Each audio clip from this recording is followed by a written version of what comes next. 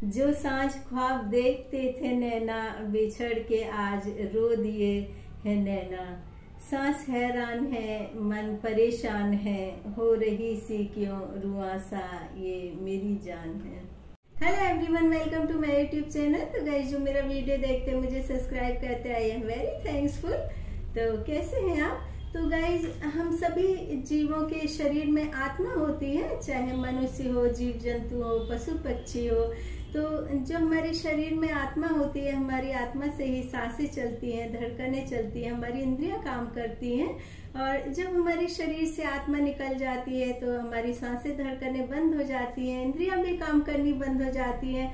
और फिर चाहे मनुष्य हो, जीव जंतु हो, तो हमारा शरीर एकदम निष्क्रिय हो जाता है, फिर उसका कोई नाम नहीं, कोई आधार नहीं हो जाता है। तो ये जो आत्मा होती है, इसमें परमात्मा का वास होता है। और जो भी चाहे जीव जंतु हो, पशु पक्षी हो या मनुष्य हो, तो हमारे जीवन में आत्मा का बहुत ज्यादा महत्वपूर्ण स्थान होता है।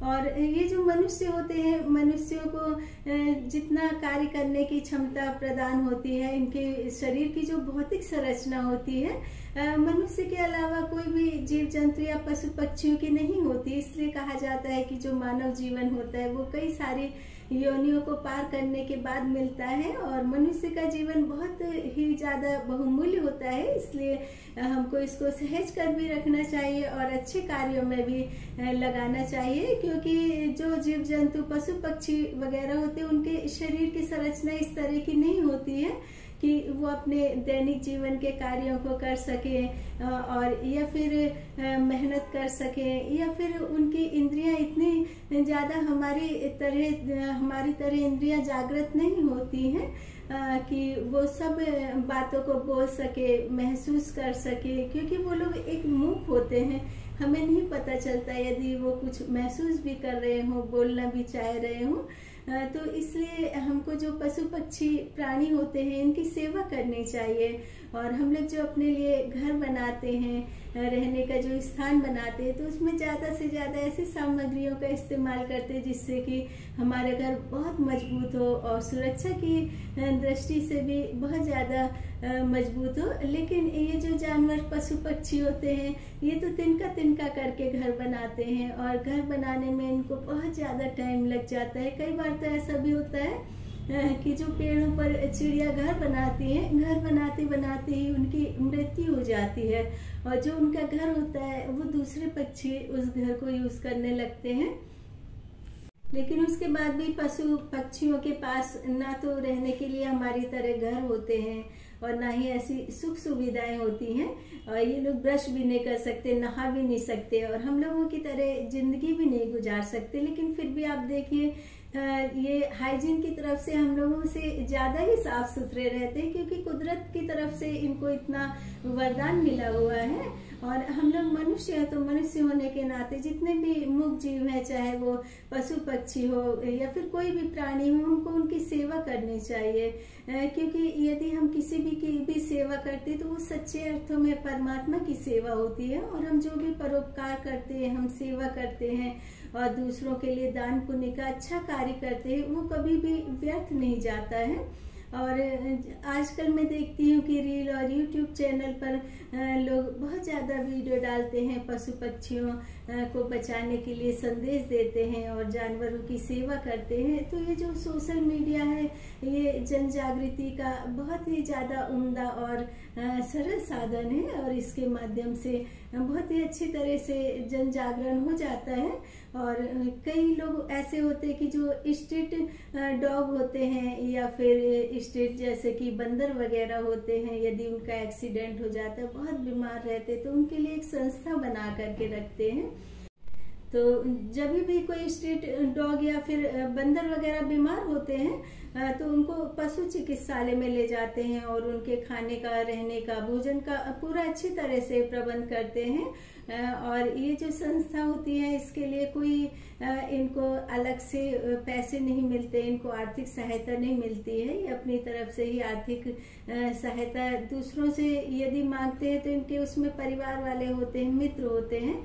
तो ये जो इस तरह की संस्थाएं होती है, इस तरह की संस्थाओं को सरकार को भी मदद करना चाहिए और जो हम लोग मनी ऑफ वेस्टेज होती है जिसका कि हमारे लिए कोई यूज नहीं होता, हमारा कोई फायदा नहीं होता है, तो हमको इस तरह से अपनी मनी इन संस्थाओं में लगानी चाहिए।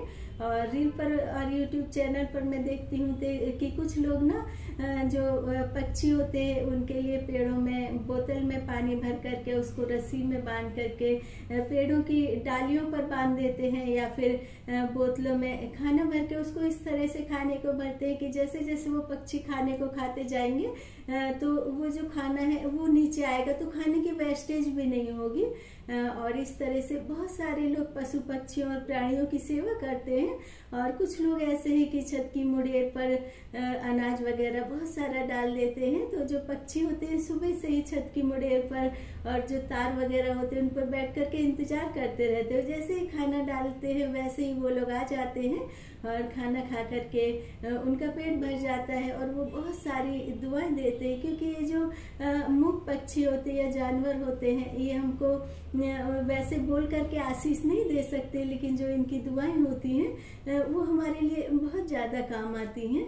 तो हम लोग ना सुकून की तलाश में कहीं हिल स्टेशन जाते हैं, नैनीताल जाते हैं, मसूरी जाते हैं, या फिर जंगल सफारी जाते हैं। तो जब हम जंगलों में जाते हैं, जंगलों में घूमते हैं ना, तो वहाँ पर जो पशु पक्षी और ये शेर, चीते, हिरन वगैरह होते हैं, देखिए वो लोग इस तरह से घूमते रहते हैं जैसे कि हम लोग अपने घरों में सुरक्षित रहते हैं। लेकिन जैसे जैसे शहरीकरण हो रहा है, हमारे देश का विकास हो रहा है, तो ज्यादा पैसे कमाने के लिए और ज्यादा से ज्यादा विकास के लिए हम लोग पेड़ों को काट देते हैं, वृक्षों को काट रहे हैं, जंगलों को काट देते हैं।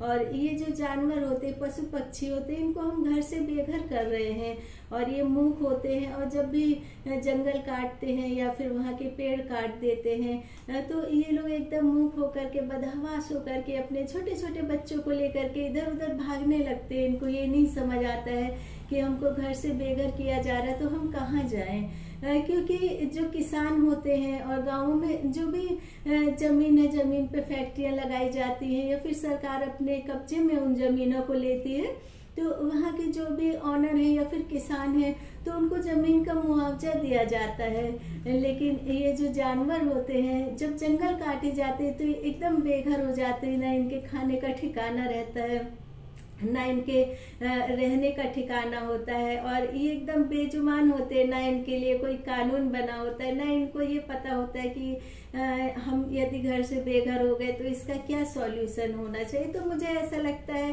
कि जब जंगल काटते हैं, जंगलों को काट करके या फिर आप फैक्ट्री वहां पर लगाते हैं या सरकार अपने कब्जे में जमीन लेती है, तो ये जो जंगली जानवर होते हैं इनके लिए भी कुछ ऐसा करना चाहिए कि बेघर ना हो पाए, इनके खाने और रहने की अलग से व्यवस्था होनी चाहिए। क्योंकि हमारे भारत में पशुओं को बहुत ज्यादा संरक्षण दिया जाता है और ऐसा भी कहा जाता है पशुओं के कि पशुधन है।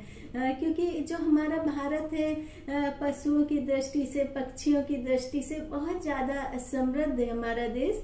और ये भी कहा जाता है कि डाल डाल पे सोने की चिड़िया करती है बसेरा, वो भारत देश है मेरा।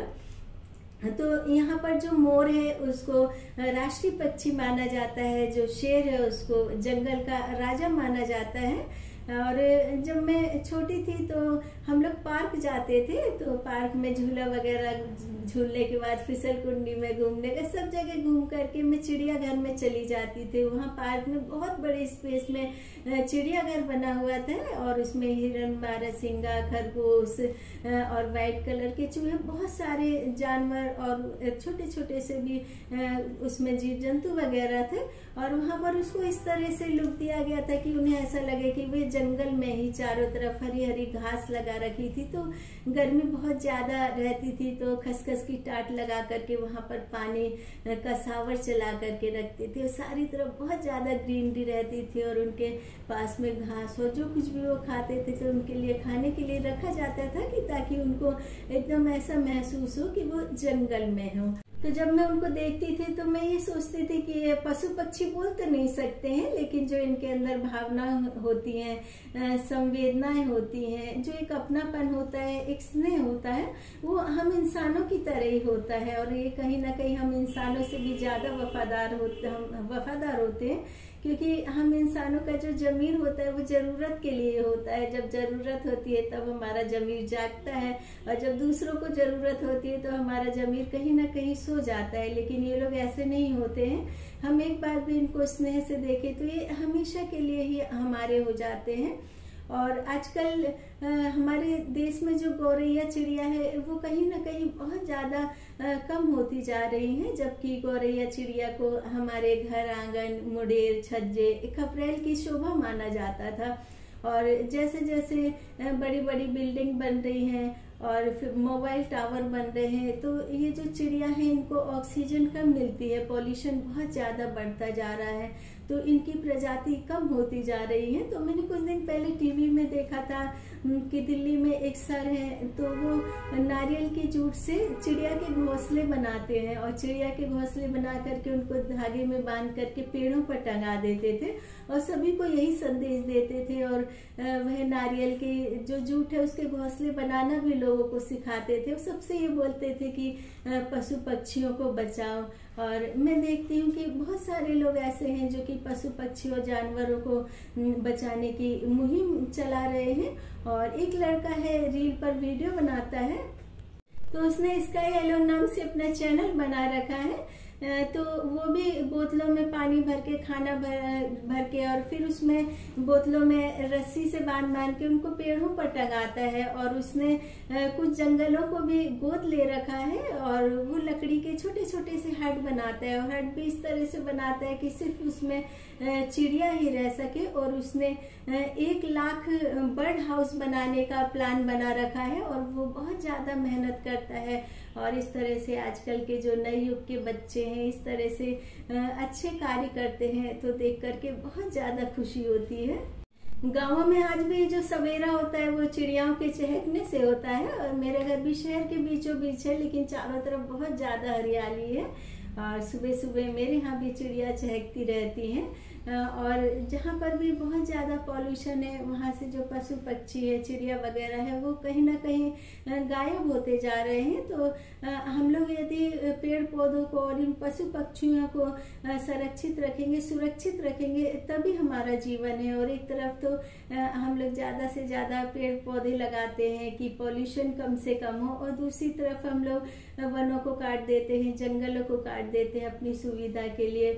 और ये जो बड़े बड़े पेड़ हैं हम इनकी खुशियां छीन लेते हैं, और ये तो हमसे कुछ भी नहीं लेते हैं। इनको तो पानी, वायु, खाद सब कुछ प्रकृति से मिलता है, और बदले में ये लोग हमको शीतल छाया देते हैं, एक सुकून देते हैं, और इतनी ज्यादा स्वच्छ वायु देते हैं। और उसके बदले में हम लोग इनको क्या देते हैं? इनको पेड़ों को भी हम काट देते हैं, और अपने स्वार्थ के लिए हम कहीं ना कहीं वायु को और वातावरण को इतना ज्यादा प्रदूषित कर रहे हैं कि आगे चल करके ये हमारे लिए ही बहुत ज्यादा नुकसानदायक होगा।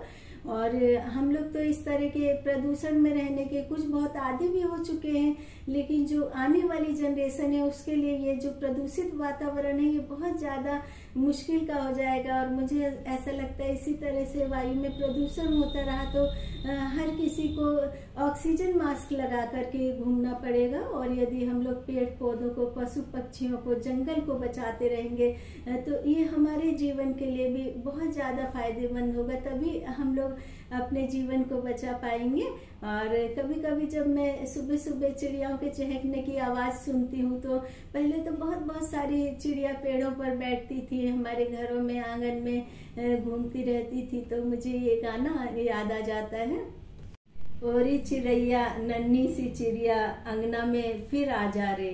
तो हम लोग जितने भी जंगल हैं और जंगलों को संरक्षित रखें, साथ ही हम पशुओं को भी संरक्षित रखें। जो चिड़िया हैं उनके भी जीवन का बहुत ज़्यादा ख्याल रखें, उन्हें समय समय पर हम दाना दें, और उनके लिए जगह जगह पर घड़ों में या फिर दियों में या फिर छोटे छोटे मटकों में पानी भर करके रखें। क्योंकि गर्मियों में ज़्यादा से ज़्यादा जो पक्षी होते हैं और या फिर स्ट्रीट एनिमल होते हैं उनको ना पानी की बहुत ज़्यादा रिक्वायरमेंट होती है। क्योंकि हम लोग तो जब भी प्यास लगती है, कभी गन्ने का जूस, कभी नारियल पानी, कभी सिंपल वाटर ले लेते, लेकिन इनको तो पानी के अलावा कुछ भी नहीं मिलता। तो इस तरह से हम जगह जगह पर पानी की व्यवस्था करेंगे तो इससे बहुत ज्यादा पुण्य भी मिलेगा, और पानी की प्यास की वजह से जो जानवर है या पक्षी है इनकी मौत भी नहीं होगी। क्योंकि तो आजकल हम विकास कार्य के नाम पर ज्यादा पैसे कमाने के चक्कर में जंगलों को काट करके, पेड़ों को काट करके